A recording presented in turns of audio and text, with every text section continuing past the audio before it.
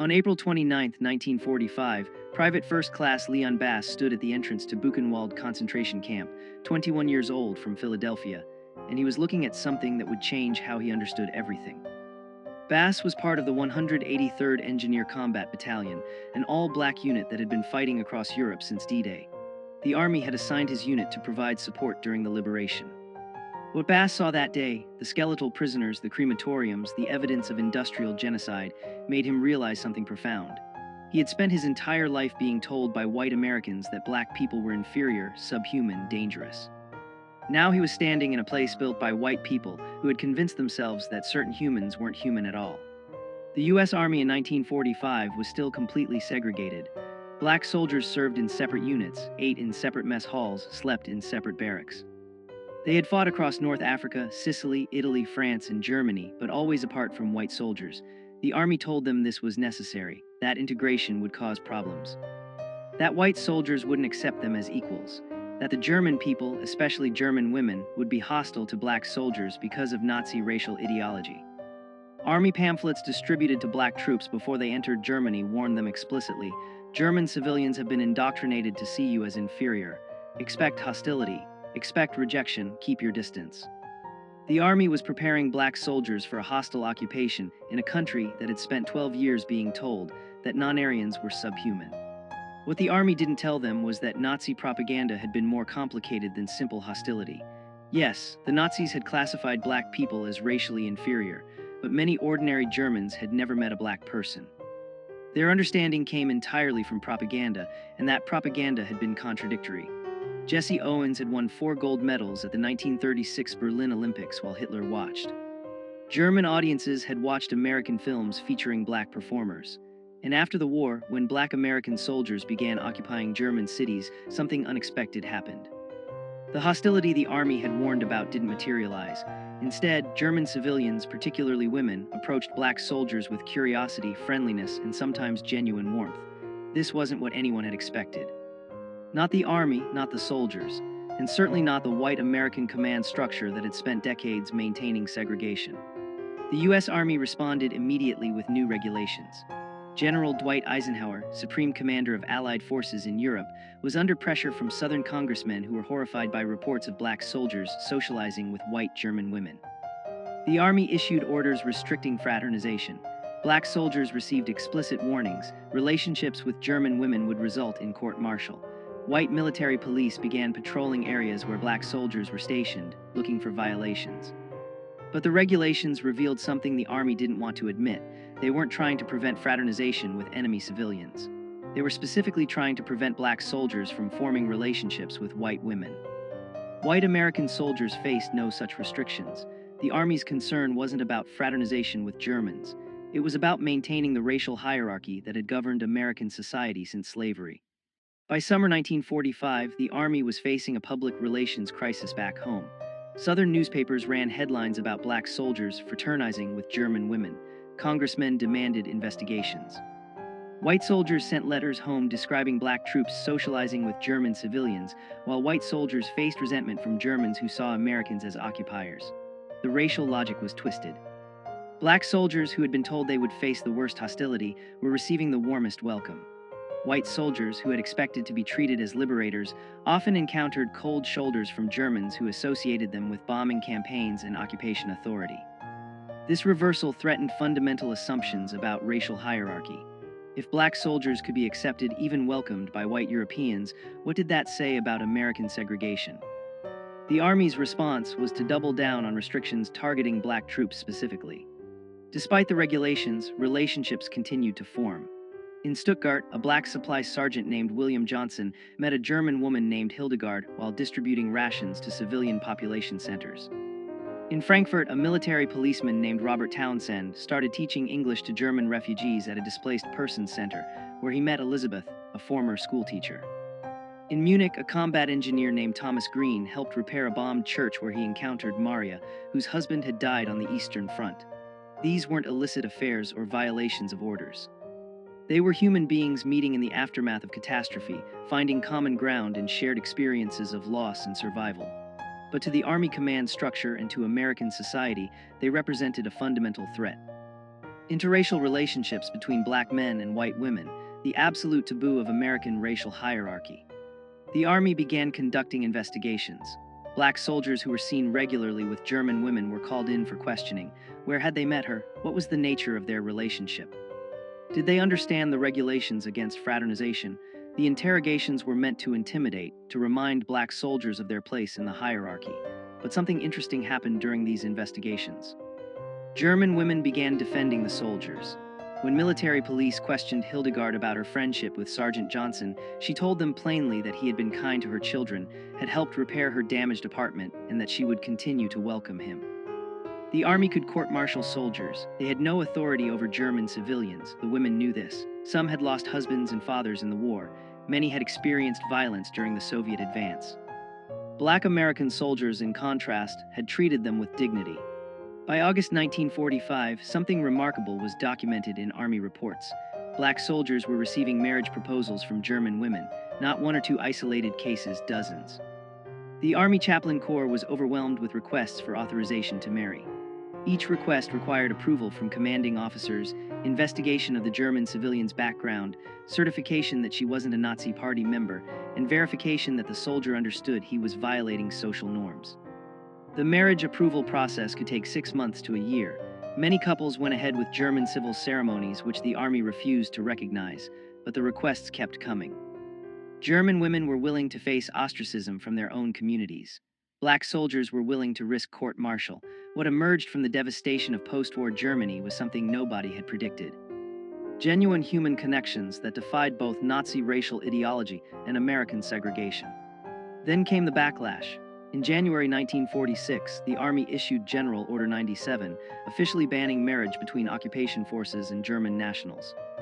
The order applied to all soldiers, but enforcement focused disproportionately on black troops. White soldiers who had formed relationships often received waivers or were quietly transferred. Black soldiers faced immediate disciplinary action. Sergeant William Johnson was court-martialed for conduct unbecoming after military police found letters from Hildegard in his footlocker. He was reduced in rank and transferred to a labor battalion. Private Robert Townsend was given a choice: end his relationship with Elizabeth immediately or face dishonorable discharge. The message was clear. Black soldiers who had fought for American freedom in Europe were still subject to Jim Crow restrictions. The Army would rather destroy soldiers' careers than allow interracial relationships to continue. Victory over fascism abroad hadn't changed racial hierarchy at home. To understand why this happened, you have to understand the Rhineland bastards. After World War I, French occupation forces in the Rhineland included colonial troops from Senegal and Morocco. Some German women had relationships with these soldiers. Children were born. The Weimar Republic registered approximately 600 of these mixed-race children. When the Nazis came to power, they declared these children a threat to racial purity. In 1937, the Gestapo rounded up the Rhineland children, most were teenagers by then, and forcibly sterilized them. Not imprisoned, not deported, sterilized. The Nazi obsession with preventing mixed-race reproduction was so intense they violated children's bodies to prevent future contamination. So when American propaganda told black soldiers that Germans would be hostile to them because of Nazi racial doctrine, there was historical truth to it. But the actual experience of ordinary Germans was more complicated. The reality in post-war Germany was collapse. By May 1945, German cities were rubble. Berlin was 70% destroyed, Hamburg 75%, Munich 50%. The infrastructure, water, electricity, food distribution had stopped functioning. The Nazi government had evacuated or conscripted most able-bodied men. Women and children were left in destroyed cities with no resources. When American occupation forces arrived, they brought food, medicine, coal for heating. Black soldiers in supply units were often the first Americans that German civilians encountered. These weren't combat troops. They were logistics specialists, engineers, medics. They distributed rations, repaired water systems, established medical clinics. To German women trying to keep their children alive through the winter of 1945-46, these soldiers weren't representatives of an inferior race. They were men with the power to help, and many chose to use that power with compassion. But black soldiers also faced unique disadvantages. The Army assigned black units primarily to service roles: supply, transportation, engineering, graves registration. Combat roles were largely reserved for white units. This wasn't because black soldiers lacked ability. It was deliberate policy based on racist assumptions about intelligence and courage. The 92nd Infantry Division and 93rd Infantry Division were all black combat units that saw limited action. Most black soldiers never saw frontline combat. They built bridges, transported supplies, buried dead. The irony was that this relegated status actually facilitated more civilian contact. Combat units moved frequently. Service units stayed in place, worked alongside German civilians on reconstruction projects, developed ongoing relationships. The Army's racist assignment policies inadvertently created conditions for exactly the interracial contact the Army wanted to prevent. Structural racism defeated its own purpose. Command structure was fragmented. The European theater of operations had separate chains of command for white and black units. Orders issued to white regiments didn't always reach black units with the same urgency. When General Order 97 banned marriage with German nationals, white units received immediate enforcement. Black units sometimes didn't receive official notification for weeks. Some commanders chose not to enforce the order strictly. Colonel Marcus Ray, commanding officer of a black transportation battalion in Frankfurt, believed the fraternization ban was unenforceable and morally wrong. He told his officers to focus on military duties, not soldiers' personal lives. Other commanders, particularly Southern white officers assigned to black units, enforced regulations with zealous racism. The inconsistent enforcement created confusion and hope. Maybe the regulations weren't absolute. Maybe individual commanders had discretion. Maybe relationships could survive if commanders looked the other way. By late 1946, disillusionment was spreading among black soldiers. They had fought to defeat a racist ideology in Europe. They had seen the concentration camps, seen what happened when governments declared certain humans subhuman. They had liberated Europe from fascism. Now they were being told they couldn't form relationships with white women because of their race. The contradiction was unbearable. Corporal James Davis wrote a letter to the Pittsburgh Courier, one of America's leading black newspapers. "We defeated Hitler's racism with guns. Now we face American racism with regulations." What did we fight for? The letter was published. The Army investigated Davis for undermining morale. He was transferred to a supply depot in France and told that speaking to the press without authorization was grounds for court-martial. The message to black soldiers was clear: keep quiet about the racism you experience or face consequences. The NAACP and other civil rights organizations pressured the Army to change policies. They argued that black soldiers had earned the right to marry whom they chose through their service. The Army's response was to form a committee to study the fraternization issue. The committee held hearings in Washington in March 1947. Black veterans testified about discrimination in enforcement of marriage restrictions. German women submitted affidavits describing how black soldiers had treated them with respect, while white American soldiers had sometimes been violent or demeaning. The committee's final report acknowledged disparate enforcement but recommended no policy changes. Instead, the report suggested that interracial marriages would create problems when couples returned to the United States, particularly in southern states with anti-miscegenation laws. The Army's position was that preventing interracial marriages wasn't racism. It was protecting black soldiers from the racism they would face at home. For Sergeant William Johnson, the personal cost was devastating. After his court-martial and reduction in rank, he was transferred away from Stuttgart and Hildegard. The Army confiscated their correspondence. Johnson wasn't allowed to communicate with her. Hildegard didn't know where he had been sent. She wrote letters to the Army requesting information about his location. The letters were filed away unanswered. Johnson spent months not knowing if Hildegard believed he had abandoned her. He couldn't sleep, lost weight. His performance reviews noted lack of focus and apparent depression. An Army psychiatrist diagnosed him with anxiety reaction and recommended rest. But Johnson didn't need rest. He needed to be allowed to contact the woman he loved. The Army's position was that his emotional distress was self-inflicted. He had violated regulations, and these were the natural consequences. Then something unexpected emerged from Army records. A researcher studying post-war occupation policies discovered that German women married to black American soldiers reported lower rates of domestic violence than German women married to white American soldiers. The data came from German civil police reports and medical records. Between 1945 and 1948, German authorities documented 847 cases of domestic violence involving American soldiers and German women. Of those, 89 involved black soldiers, approximately 10.5% of cases. But black soldiers represented 11% of American forces in Germany. White soldiers were overrepresented in domestic violence statistics.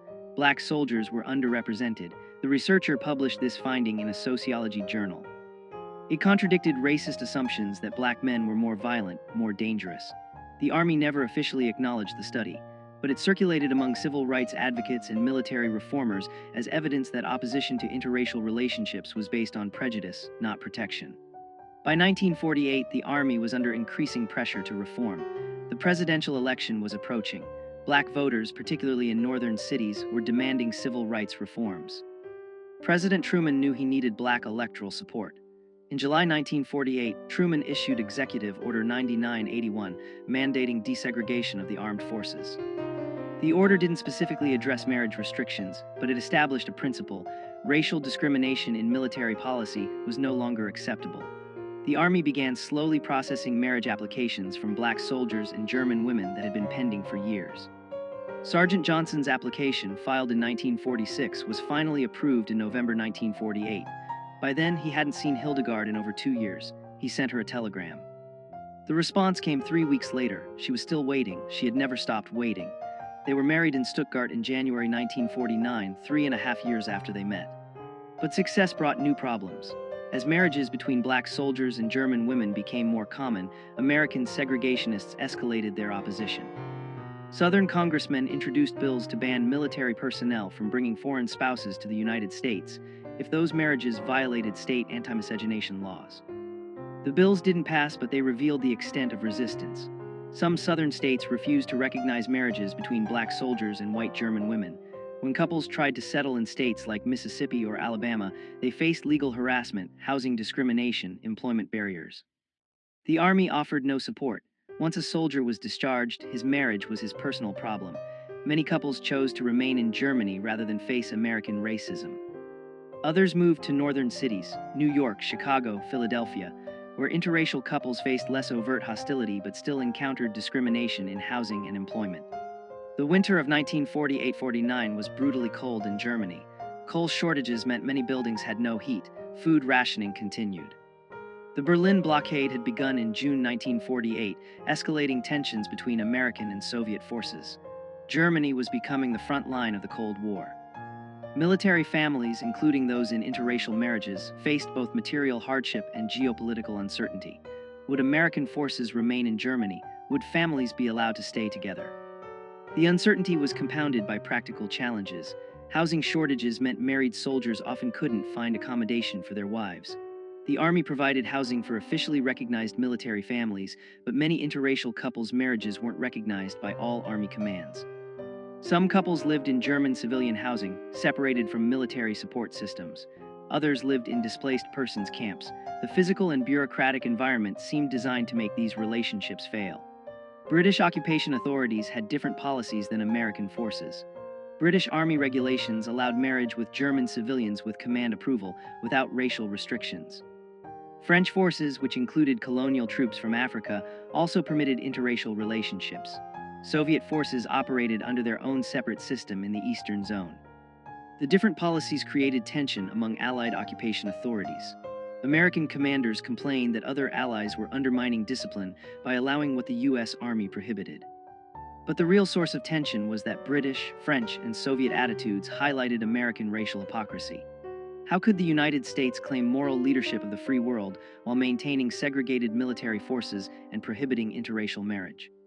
Soviet propaganda exploited this contradiction effectively. Radio broadcasts from East Berlin featured interviews with black American soldiers describing discrimination they faced. The Cold War was beginning, and American racism was becoming a propaganda liability. Corporal Robert Townsend had a different strategy. After the Army gave him the ultimatum, end his relationship with Elizabeth or face discharge, he chose discharge. In March 1947, Townsend requested early release from service. The Army granted it immediately, perhaps hoping to make an example of him. Townsend stayed in Germany as a civilian. He found work with the Civilian Occupation Administration, married Elizabeth in a German ceremony, and lived in Frankfurt. When other black soldiers heard about this, some followed his example. Why fight the Army's regulations when you could simply leave the military and stay in Germany as a civilian? The Army considered this mass defiance. In 1948, Army intelligence estimated that approximately 200 former black soldiers had remained in Germany after discharge, specifically to be with German women. The Army had no authority over them as civilians. The regulations had created exactly what they were meant to prevent: permanent interracial families in Europe. Support networks developed. German women married to black soldiers formed mutual aid groups. They shared information about navigating military bureaucracy, helped each other find housing, provided childcare support. Some German churches, particularly Catholic parishes that opposed the Nazi regime, openly welcomed these couples. Pastor Friedrich Weber in Munich organized marriage preparation classes specifically for mixed couples, teaching them about both American and German law, preparing them for challenges they would face. Black soldiers who had received marriage approval shared advice with those still navigating the system. An informal network of sympathetic chaplains and officers passed information about which commands were enforcing regulations strictly and which were allowing discretion. This underground support system operated below the Army's official radar. It couldn't change regulations, but it helped couples survive them. The Army knew about these networks but couldn't stop them without generating negative publicity. The NAACP Legal Defense Fund developed a new legal strategy. They argued that military marriage restrictions violated soldiers' constitutional rights under the First and 14th Amendments. Marriage was a fundamental right. The Army couldn't restrict it based solely on race without compelling governmental interest. The strategy was untested. No federal court had ever ruled on military marriage restrictions. The Defense Fund filed a test case in 1948 on behalf of Sergeant David Coleman, who had been court-martialed for marrying a German woman without authorization. The Army argued that military discipline required authority over soldiers' personal lives, including marriage. The federal district court ruled in the Army's favor, saying military necessity justified the restrictions. The Defense Fund appealed. The case moved slowly through federal courts. While it was pending, it provided hope. Maybe courts would eventually recognize that black soldiers had the same marriage rights as white soldiers, regardless of military service. Each soldier faced an individual calculation. Obey regulations, maintain military career but lose the relationship. Or defy regulations, face court-martial or discharge but stay with the woman you loved. For some, the choice was clear. Private Thomas Green told his commanding officer directly, "I fought fascism for 3 years. I'm not going to let racism tell me who I can love." Green faced court-martial, received a dishonorable discharge and stayed in Munich with Maria. For others, the calculation was more complicated. Soldiers with families back in the United States, soldiers supporting parents or siblings, soldiers who needed the Army's educational benefits, they had obligations that extended beyond individual relationships. Some chose to end relationships they didn't want to end because the practical consequences were unbearable. There was no right answer. Each man had to decide what he was willing to sacrifice and what price was too high to pay. Some couples tried compromise solutions. Private James Wilson and his German fiancée Anna agreed he would return to the United States first, establish civilian life, then send for her to immigrate as his fiancée rather than as a military dependent. The plan seemed solid. Wilson received honorable discharge in June 1948, returned to Detroit, found a job at Ford Motor Company, and began the immigration sponsorship process. The wait was supposed to be 6 months. It took 3 years. The State Department processed German immigration applications slowly. Former enemy nationals faced additional scrutiny. Applications from German women engaged to black American men faced the slowest processing of all. Wilson sent letters weekly. Anna waited in Munich, working as a seamstress. By the time her visa was finally approved in 1951, they had spent most of their relationship apart. When she arrived in Detroit, they barely recognized each other. The reunion was awkward, strained. They married anyway, hoping proximity would restore what distance had eroded. By 1949, many relationships had failed. The combination of military regulations, bureaucratic delays, material hardship, and long-term separation had broken couples apart. The Army compiled statistics. Of approximately 3,200 marriage applications filed by black soldiers serving in Germany between 1945 and 1949, only 1,100 had been approved. Of those approved marriages, an estimated 40% ended in separation or divorce within 5 years. The Army used these statistics to justify their original restrictions. See, these relationships don't work. What the statistics didn't capture was how Army policies actively sabotaged these relationships. Forced separations, delayed processing, lack of support, hostile enforcement, every institutional barrier made failure more likely. Then the Army used that failure as evidence that black soldiers shouldn't be allowed to marry German women in the first place.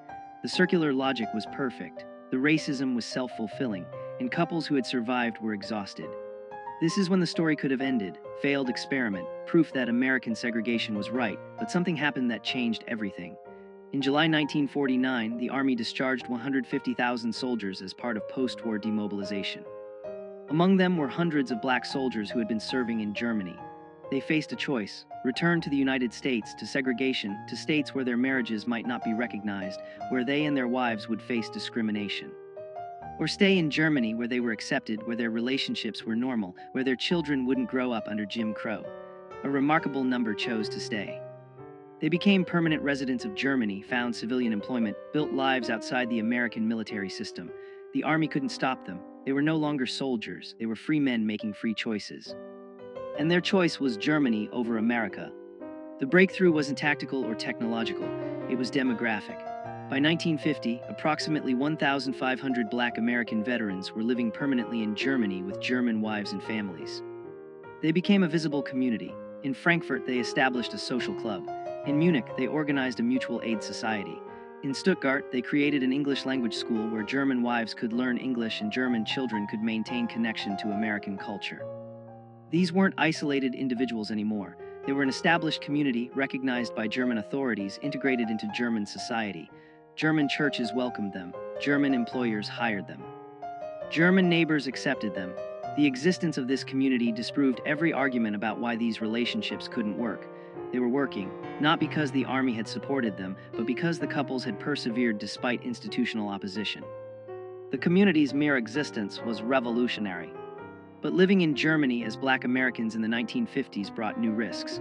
The Cold War was intensifying, Berlin was divided, Soviet espionage was real. American intelligence services were suspicious of Americans who chose to live in Europe permanently, particularly those who had rejected life in the United States. FBI files documented Black veterans living in Germany as potential security risks. The assumption was if they preferred Germany to America, maybe they're vulnerable to Soviet recruitment. This wasn't paranoia. The Soviets did recruit Western expatriates, but the surveillance was also racist. White American expatriates in Europe faced less scrutiny than Black expatriates. Some Black veterans were questioned by U.S. intelligence officers. Were they in contact with Soviet agents? Did they attend communist meetings? Had they made statements critical of the United States? The men who had fought fascism were now suspected of communist sympathies simply because they lived abroad with German wives. The real test came in 1954. The Supreme Court issued its decision in Brown v. Board of Education, declaring school segregation unconstitutional. The decision energized civil rights activists. It also triggered massive resistance from Southern segregationists. In this environment, interracial couples in Germany became symbolically important. They represented what America could become. A society where race didn't determine who you could marry, where children of different backgrounds learned together, where racial hierarchy wasn't enforced by law. American journalists began writing stories about Black GI families in Germany. Life magazine published a photo essay. The stories emphasized how German society had accepted these families, how children attended integrated schools without controversy, how neighbors lived side by side without conflict. The articles didn't explicitly criticize American segregation, but the contrast was obvious. If Germany could integrate, why couldn't America? The publicity brought both support and backlash. Black civil rights organizations celebrated these families as proof that integration worked. White segregationist groups condemned them as evidence of racial mixing's dangers. The families themselves mostly wanted to be left alone. They hadn't chosen to become symbols. They'd just chosen to build lives with the people they loved, but symbolic they were. In 1955, when the Montgomery bus boycott began, Northern newspapers published comparison pieces. In Montgomery, Black Americans were fighting for the right to sit where they wanted on buses. In Germany, Black Americans and white Germans lived as equals. The comparison infuriated segregationists and inspired civil rights activists. The families in Germany received both hate mail from American racists and thank you letters from activists who saw them as proof that America's racial hierarchy wasn't natural or inevitable. It was a choice, and different choices were possible. Some families decided to return to America, not because Germany had rejected them, but because America was changing. The civil rights movement was gaining momentum. Legal segregation was under attack. Maybe some thought we can return now. In 1957, Sergeant William Johnson and Hildegard moved to Philadelphia with their 3 children. Johnson had been born in Philadelphia. He wanted his children to know his family, to understand their American heritage. The return was difficult. Pennsylvania didn't have legal segregation like southern states, but discrimination was real. They faced rejection when trying to rent apartments. Employers hesitated to hire Johnson when they learned his wife was white German. Their children faced questions at school. Why does your mother have an accent? Why does she look different than your father? The family persevered. Johnson found work as a mechanic. Hildegard learned English, made friends, became active in their church. But acceptance wasn't universal. In 1958, Johnson was offered a better job in Virginia. The family moved to Richmond. Virginia was still enforcing anti-miscegenation laws. The law, titled the Racial Integrity Act, prohibited marriages between white and non-white people. Johnson and Hildegard's marriage had been legal in Germany and was recognized by federal law. But Virginia refused to recognize it. The state threatened to prosecute them for unlawful cohabitation. Their children's birth certificates were challenged. Virginia law classified children of interracial marriages as illegitimate. The Johnson family faced an impossible choice: leave Virginia or challenge the law in court. They chose to fight. With NAACP Legal Defense Fund support, they filed suit challenging Virginia's anti-miscegenation law as unconstitutional. The case moved through state courts slowly. Meanwhile, they lived under threat of prosecution, their family's legal status in limbo. The legal strategy evolved. Initially, the defense fund argued that Virginia's refusal to recognize a marriage legal in another jurisdiction violated the full faith and credit clause of the Constitution. But Virginia courts rejected this argument. The marriage had occurred in Germany, not another U.S. state. The lawyers pivoted. They argued that Virginia's anti-miscegenation law violated the Equal Protection Clause of the 14th Amendment. The law discriminated based solely on race. It served no legitimate governmental purpose. It was fundamentally racism codified as law. The argument was straightforward but revolutionary. No federal court had ever struck down a state anti-miscegenation law as unconstitutional. 16 states still enforced such laws in 1960. If Virginia's law fell, similar laws across the South would be vulnerable. The Johnson case wasn't just about one family anymore. It was about whether states could continue using law to enforce racial hierarchy in marriage. Virginia's segregationist establishment reacted furiously. The state attorney general argued that Virginia had the sovereign right to define marriage within its borders, that states had historically regulated marriage, that the federal government had no authority to override state marriage laws. Virginia's brief defended anti-miscegenation laws as protecting both races from the tragedy of racial mixing. The brief cited pseudoscientific studies claiming mixed-race children suffered psychological damage. It quoted religious authorities who argued that God intended races to remain separate. The brief represented segregationist ideology at its most explicit. Racial hierarchy was natural, necessary, and required legal enforcement. Virginia announced it would appeal any adverse ruling all the way to the Supreme Court. Segregationist newspapers ran editorials warning that if states lost the right to prohibit interracial marriage, the entire legal framework of segregation would collapse. They were right. The Johnson family endured 3 years of legal limbo. During that time, they faced harassment, anonymous phone calls at night, threatening letters. Someone threw a brick through their window with a note. Go back to Germany. Their children were bullied at school. Other parents prevented their children from playing with the Johnson kids. Local businesses refused to serve them. The family could have left Virginia, could have moved to a northern state, could have returned to Germany where they were accepted. But Hildegard insisted on staying. She told a reporter, "We left Germany because we believed America was better. If we run away now, we prove the racists right. We stay and fight." Her determination was remarkable. A German woman who had experienced Nazi racism, then chose America, and was now fighting American racism to make America live up to its own stated values. She wasn't giving up on America. She was demanding America become what it claimed to be. The case nearly collapsed in 1961. The Virginia Supreme Court upheld the state's anti-miscegenation law. The justices ruled that states had traditional authority over marriage and that Virginia's law didn't violate the Constitution because it applied equally to both races. Neither white people nor black people could marry across racial lines. The logic was absurd. A law that prohibited interracial marriage was equal because it restricted everyone equally, but it was legally sophisticated absurdity. The Virginia court cited Pace v. Alabama, an 1883 Supreme Court decision that had upheld anti-miscegenation laws using exactly this reasoning. The decision seemed final. The NAACP Legal Defense Fund immediately appealed to the U.S. Supreme Court, but the Supreme Court had discretion about which cases to hear. If the court declined to hear the case, Virginia's ruling would stand. The Johnsons waited to learn if the Supreme Court would take their case. Then something unexpected happened. The Supreme Court accepted a different case challenging Virginia's anti-miscegenation law, Loving v. Virginia, filed by Richard and Mildred Loving, an interracial couple who had been arrested in 1958 for violating the same law Johnson was challenging. The Lovings' case was stronger procedurally. They had been criminally prosecuted, not just denied marriage recognition. The Supreme Court consolidated several anti-miscegenation challenges, including the Johnson case, to be heard together. Oral arguments were scheduled for April 1967. The NAACP Legal Defense Fund, ACLU, and other civil rights organizations filed supporting briefs. The case had grown far beyond one family. 16 states with anti-miscegenation laws watched nervously. Civil rights organizations saw this as potentially the most significant Supreme Court case since Brown v. Board. The outcome would determine whether states could continue using law to enforce racial hierarchy in the most intimate realm of human life, marriage. On June 12, 1967, the Supreme Court issued its decision in Loving v. Virginia. Chief Justice Earl Warren wrote the unanimous opinion. The court held that Virginia's anti-miscegenation law violated both the Equal Protection Clause and the Due Process Clause of the 14th Amendment.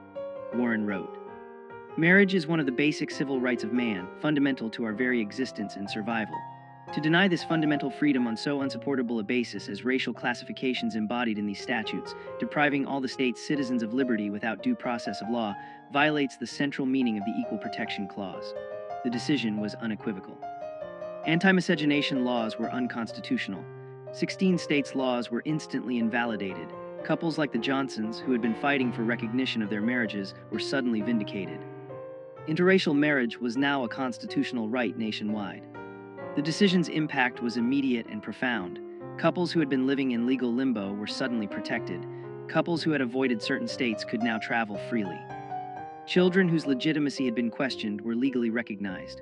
The Johnson family held a small celebration in their Richmond home. Hildegard cried, not from sadness but from relief.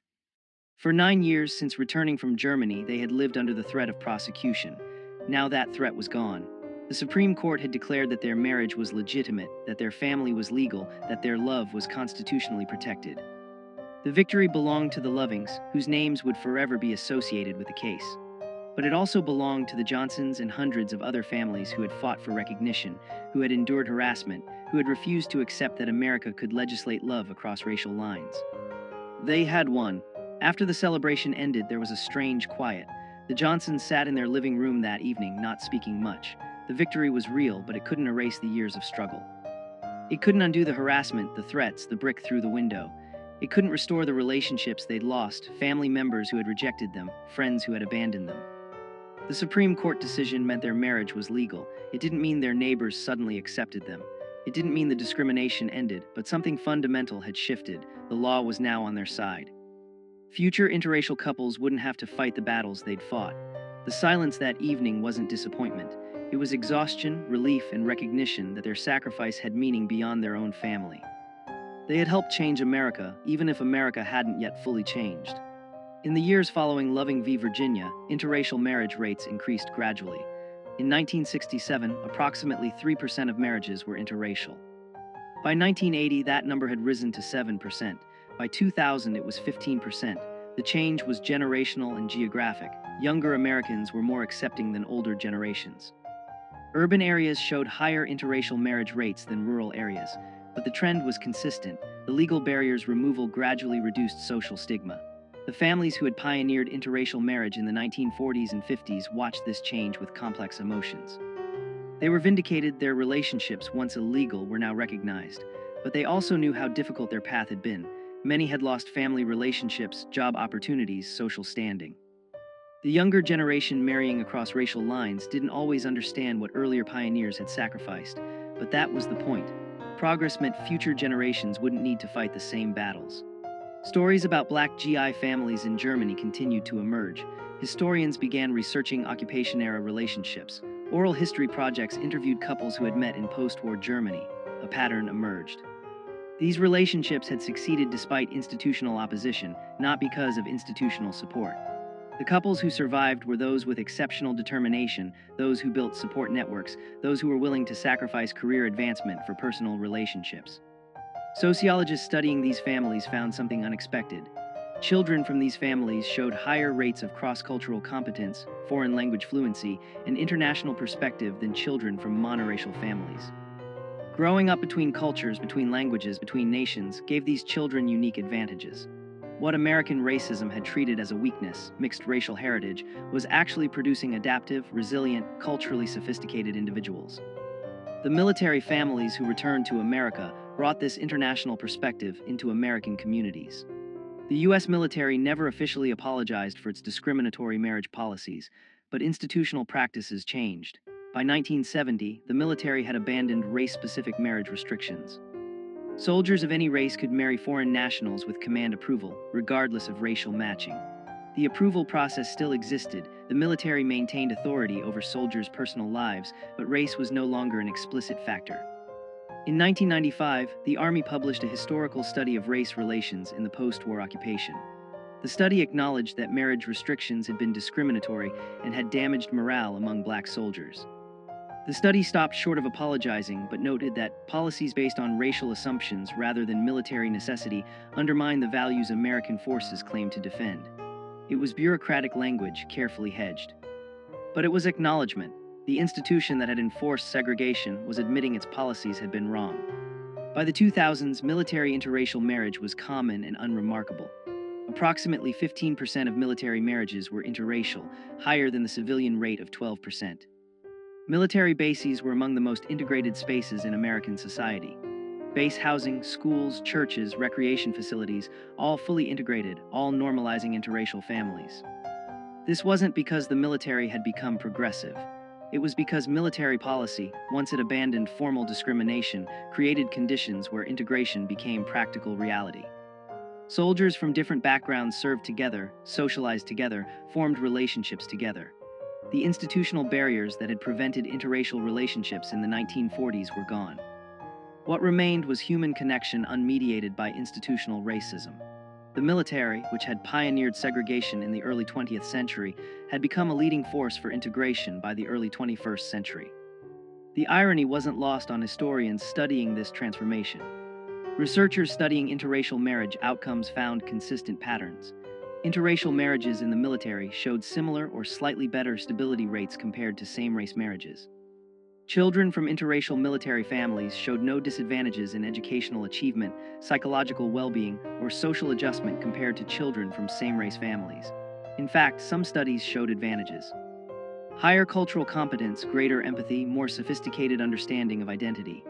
The racist predictions that had justified marriage restrictions, that interracial marriages would be unstable, that mixed-race children would be damaged, were empirically false. The Johnson family exemplified these patterns. Their 3 children all graduated college, 2 became teachers, 1 became a social worker, all married and raised their own families. The grandchildren of William Johnson and Hildegard grew up in an America where their grandparents' marriage was legally protected, and where their own mixed heritage was source of pride, not shame. In 2017, 50 years after Loving v. Virginia, historians organized a symposium on interracial military families. William Johnson, then 93 years old, was invited to speak. He and Hildegard, 91, traveled to Washington, D.C. for the event. Johnson told the story of their meeting in Stuttgart in 1945, the piano wire tensioner Wait, Wrong Story. He told their story. Meeting during the occupation, falling in love, facing the Army's opposition, enduring years of legal limbo, the harassment in Virginia, the vindication of the Loving decision. He spoke for 30 minutes. The audience, historians, civil rights activists, younger interracial couples, listened in silence. When he finished, Hildegard stood to speak. She said simply, "We just wanted to be together. We didn't want to be symbols. But if our stubbornness helped other people, I'm glad." The audience stood and applauded for 5 minutes. History was honoring them. The Johnson story is one of thousands. Thousands of Black American soldiers who met German women in the aftermath of World War II. Thousands of couples who faced institutional opposition, social stigma, legal barriers. Some relationships didn't survive those pressures, but many did. Those couples, through their persistence, helped dismantle legal barriers to interracial marriage. Their lawsuits challenged anti-miscegenation laws. Their existence proved that interracial families could thrive. Their children and grandchildren carried forward a living refutation of racist ideology. This wasn't the conventional civil rights narrative of marches and protests. It was quieter, more personal. It was people choosing love over conformity, choosing human connection over institutional hierarchy, choosing to build families that violated racial boundaries. Their resistance was domestic, intimate, daily, but it was resistance nonetheless, and it contributed to transforming America's understanding of race, family, and belonging. William Johnson died in 2019 at age 95. Hildegard followed 6 months later at 93. They had been married 70 years. At the funeral, their children spoke about their parents' determination, their refusal to accept that society could dictate whom they loved. Their grandchildren spoke about growing up with a German grandmother whose accent never faded, who taught them to speak German, who made Stalin at Christmas and told them stories about surviving the war. Their great-grandchildren, some of whom were too young to understand funerals fully, represented something profound. A multiracial, multicultural family that existed only because two people in 1945 had met amid the ruins of war and chosen each other. The pianist played Lily Marleen, the song that both German and Allied soldiers had sung during the war. In the audience, other elderly interracial couples from the occupation era wept. They knew what it had cost. They knew what it had meant. They had loved it. The story of Black American soldiers and German women in post-war Germany teaches us something essential about human connection and institutional power. Racism functions through institutions, laws, military regulations, social norms that enforce hierarchy and separation. But racism is ultimately a human creation, and humans can choose differently. The couples who defied military regulations and anti-miscegenation laws weren't heroes in the conventional sense. They were ordinary people who made a simple choice to be together, regardless of institutional opposition. Their choice was radical precisely because it was ordinary. They didn't seek to dismantle segregation through their relationships. They just wanted to build families, but in doing so, in persisting despite opposition, they helped transform America, not through speeches or legislation primarily, but through lived example. They proved that the boundaries racism drew were artificial, arbitrary, and ultimately unable to contain human connection. When we look back at the 1940s and 50s, it's easy to see the racism clearly. Anti-miscegenation laws seem obviously unjust now, but in that era they were defended by legislators, judges, religious leaders, citizens who believed racial separation was natural and necessary. The couples who defied those laws faced real consequences, lost jobs, family rejection, legal prosecution, social ostracism. They persisted not knowing that future generations would view them as pioneers. They couldn't see 2025, couldn't know that interracial marriage would become common and legally protected. They acted on faith, faith in their relationships, faith that their choice was right despite what society said. That faith was validated by history, but they didn't have history's validation when they needed courage. They had only their commitment to each other, and somehow that was enough. This is the story they didn't teach you in school. The story of Black American soldiers who were told they'd be unwanted in Germany, who found acceptance instead. The story of German women who had been told Black people were inferior, who chose Black American soldiers as husbands anyway. The story of couples who faced down both Nazi racial ideology and American segregation. The story of families that existed as living proof that racial hierarchy was a lie. Their story is American history. It's civil rights history, it's military history, it's German history, it's human history. If this forgotten story resonated with you, please like this video. Subscribe to hear more untold histories of courage and resistance. Leave a comment telling us where you're watching from and whether you've heard this story before. Thank you for listening to this history. Thank you for keeping these stories alive. And remember, the boundaries that divide us are never as strong as the connections that unite us.